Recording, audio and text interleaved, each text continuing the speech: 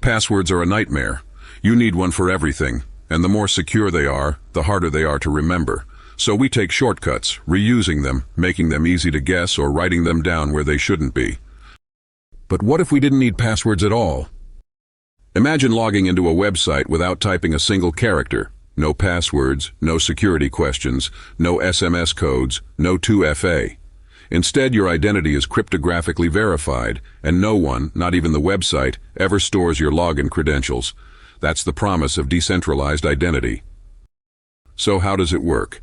Instead of relying on centralized databases where millions of passwords sit waiting to be stolen, decentralized identity uses blockchain technology to verify who you are. Think of it like a digital passport, a secure, blockchain-based identity that only you control. When you sign into a service, it doesn't check a password.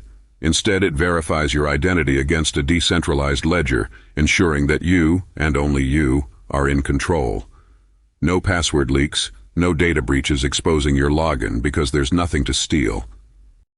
And here's the best part, it's not just about logging in. Decentralized identity could eliminate the need for driver's licenses, passports, or even credit checks. Imagine proving your age, residency, or work history instantly without sharing any extra personal data. But is it really that secure? Blockchain's encryption makes it almost impossible to forge or steal identities. But the challenge? Adoption. Websites, banks, and governments are still built around password-based authentication, and replacing that system overnight? Not so easy. And then there's privacy. A decentralized identity is only as secure as its implementation. Who controls the keys? What happens if you lose access? These are problems that still need solving.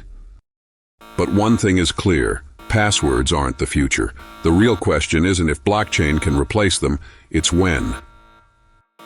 Are we ready for a world without passwords, or are we still too dependent on an outdated system that hackers exploit every day?